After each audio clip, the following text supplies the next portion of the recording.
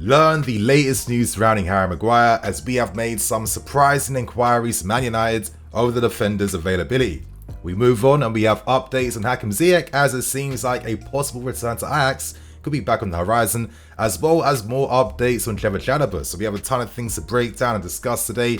I hope you guys enjoy. Before we get into anything, let me get one big plug out of the way first. Today's video is brought to you by friends of the channel in OneFootball. Use OneFootball to get ready for all pre-match preparation for our game tomorrow versus Leeds. As you guys can see through the app right here, if we click on the tab here, get an understanding behind match details like kickoff information, league place position as well too, and we can get an understanding of the possible predicted lineup we may see from Leeds tomorrow. I think this lineup they have for Leeds could be fairly representative of what we may see tomorrow. And for us, on the other hand, I understand the thinking. I think there's some mistakes here though, because Ruben should be playing right wing back, Reece James should be right centre back. Maybe we're seeing similarities to that lineup versus Spurs, with the only difference being Conor Gallagher making his first debut of the season, playing in midfield alongside Jorginho. After seeing how these guys perform together against Arsenal, I'm not too sure about how things can go, but I guess on paper, Gallagher should be playing that Kante-esque role in the team. So let's give him the benefit of the doubt, and let's hope his form has risen, of course, too. But with OneFootball, you can get an understanding behind all the games that's dropping across Europe today as well, too. All the big transfer moves still happening and all the latest information there, plus a host of other interesting things and features you can use. So if you guys want to try the app for yourself, it is absolutely free, and you'll find a link below in the description. So let's start with the first story, and let's discuss the latest news involving Hakim Ziyech making a possible return back to Ajax. Now, we know Man United are really heavily pursuing Antony currently. Ajax have recently turned down an €80 million bid, which is a ton of money. And I guess due to the fact that the window is ending soon, it's harder for Ajax to get the right replacements in. If United really want Antony, they'll have to pay an incredible premium on top. And I guess we have to find out if they'll actually cough the money up in the end. A part of me kind of feels like Antony would be great for us, but he would never work as a right wing back doing that Rafinha role. I just don't think he's that type of player. It's quite interesting. I think Antony and Ziyech are a little bit similar in terms of like their creative output in the final third, how they like to play, how they like to roam, with that big difference being that maybe Antony is a better 1v1 dribbler compared to Ziyech, even though maybe Ziyech's final balls are a lot more dangerous. But still though, he is an incredible talent. I think he's 22, 23 years old.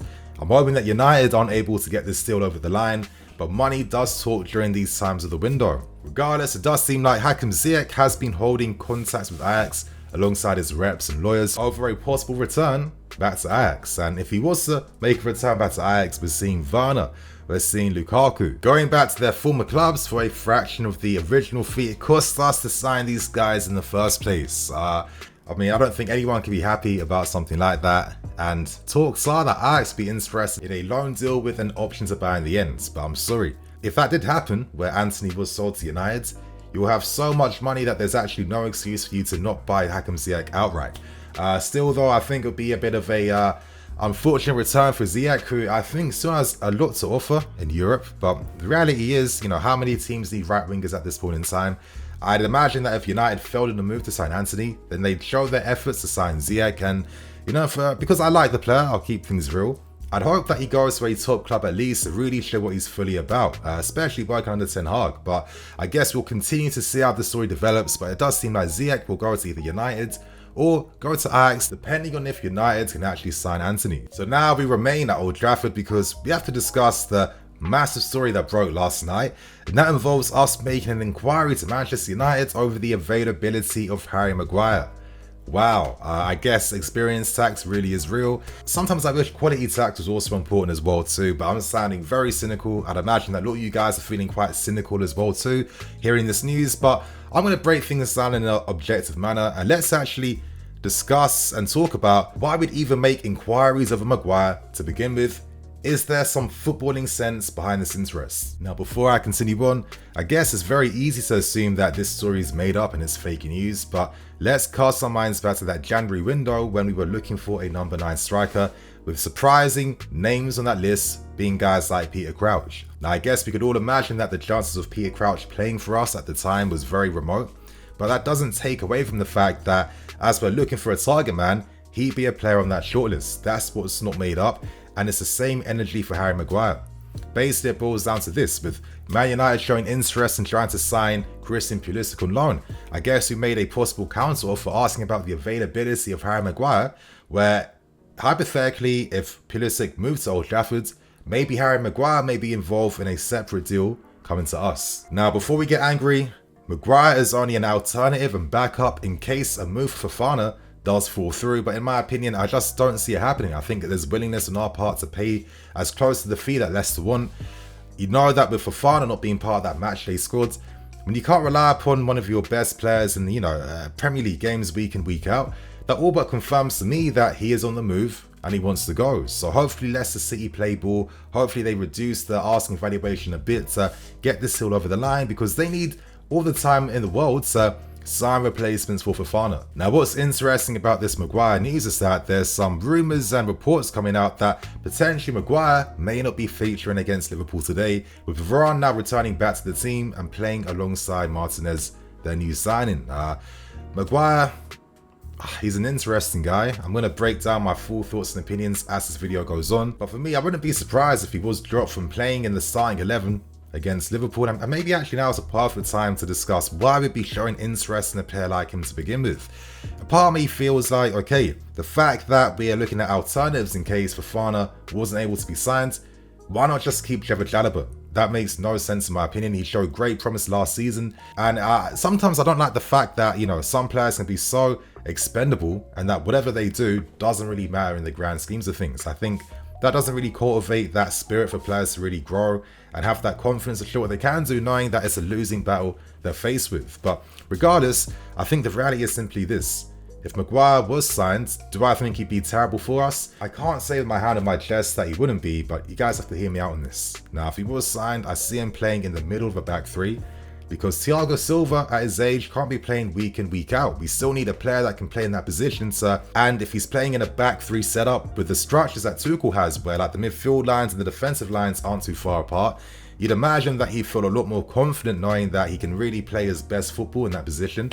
So I can understand why it'd be interesting knowing that he's very strong aerially, he's 6'4", and if you're like mitigating that pace issues he has, then maybe he could add something to the team. For me, player limits are exposed or strengthened based on the system they're playing in. With top defenders, we can't forget the fact that no matter how good you are individually, you defend as a team now in the modern game. So if your midfielders leaving too much gaps and spaces in front of you for the counter-attack, that's going to expose your defense and force them to have to leave their lines, and that's the last thing you want to do, because your defense is that last fortress. That is the last spore that you can't afford to get destroyed or broken down. And when you compare some of the seasons at United where they were getting top 3 finishes compared to the past 2 recent ones, you'd understand that the lack of proper structure in front of them, and especially a very poor midfield too, is going to expose their entire defense. I mean, there's also a reason why no one's talking about Rafael Varane, even though he was signed for big money from Real Madrid. Still though, Maguire's stock has fallen quite a lot. And in my opinion, I'm not that surprised by that. Like, I remember years back when United first signed him, I did a video with Flex and Rance like years back, and I was saying at the time that this is a waste of money for Man United. He's not better than some of the defenders that we have currently, and I think as time's gone on, I was definitely proven right. But still though, to end my points, I want to go back to that point I made about statistically he does look good on paper, and I guess this is where we all have that fundamental issue with Maguire, because if you look at his FBref stats, of course he's ranking quite decently in certain percentiles that you want to see, but I think one thing we can't forget is the eye test. And for me, that difference in percentiles missed is where the eye test does come into play, and this is where Maguire, for me, does get exposed. I mean, he is very prone to being quite clumsy, and I think that's due to his tackling style. He's a defender that likes to get very tight to his man, but because of maybe that lack of proper core strength at times, it feels, he can get slipped past quite easily by, very creative and skillful players, which happens time and time again. Whenever he's forced to leave his defensive line to come out to defend wide, that's when he's at his absolute weakest, and that's when he can show that lack of his overall quality in his entire game. Yeah, he does all the top things that you want to see, but I guess when you look at like top players that are worth that value and that type of money, then you want them to have a complete game where even their weaknesses really aren't weaknesses, and they can still get by, and you can still rely upon them to stand out no matter how many struggles there are in a system at times. Maguire, for me, getting exposed 1v1, that's not it. You can't use a very high defensive line either, which I don't like, because we need that sometimes, and you just know that he gets targeted now from teams on the counter-attack. At times too, he can get caught on the ball, but I do feel like maybe that would be mitigated if he came to us knowing that we have a proper structure, a build-up structure playing out from the back. And United's, they don't have those midfield players that can come to the ball and turn defense into attack. So maybe that's why that explains why he's a bit hesitant at times. But I think one of the annoying things that I don't like is his very poor scanning abilities. Constant reading of the game, constantly turning his head to see what position he's in, like danger ahead of him, and being able to prevent that danger by doing the right actions, like either being in the right position, telling one of his teammates to move here, etc, etc. That's when he kind of gets exposed the most, in my opinion. And I think that probably explains the reason why he does get dispossessed quite a lot. Can give the ball away in many deep areas. For me, I'm just not really feeling this news whatsoever. I'm going to end by saying this again. If you don't get Fofana, it makes no sense in the world to me to even waste your time making inquiries for Harry Maguire when you can just use what you already have. Do you really hate what we produce that much?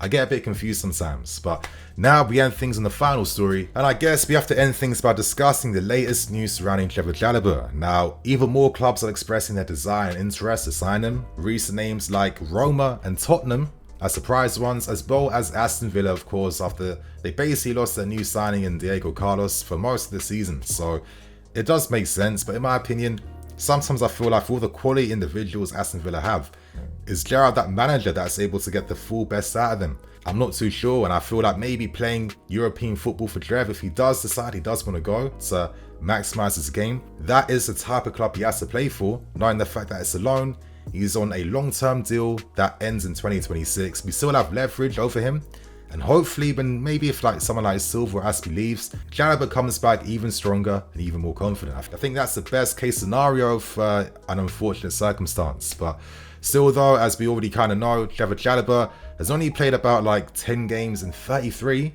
in 2022. That isn't enough. Last season we saw times where Tuchel was relying upon that experience of Azpilicueta, who was a bit mediocre at times, and it does get forgotten about too. So now that Fofana's coming in, and the fact that James, Azpi and all these guys are ahead of him, essentially is that 5th or 6th centre-back option. And after the progress he made last season, is that taking 2 steps forwards and going 3 steps back? I mean, you guys have heard my opinions recently over these past few days. I think playing that right side centre-back role has really shown what Chalobah can produce and bring.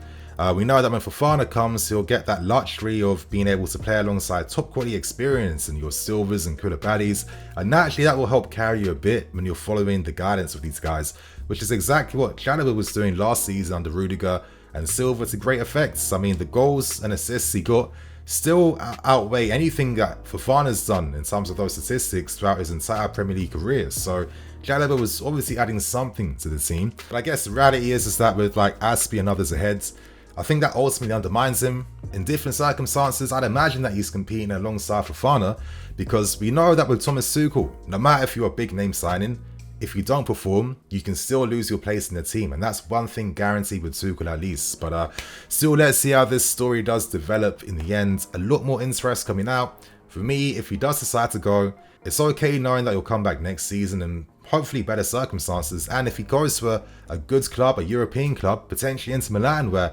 Lukaku's been giving out a lot of good words about Chalobah from last season, this could be a situation where he comes back even better. So you guys, on that note, I'm the EFC, this is BlueLionsTV. I'll catch you guys later with some more videos. Cool.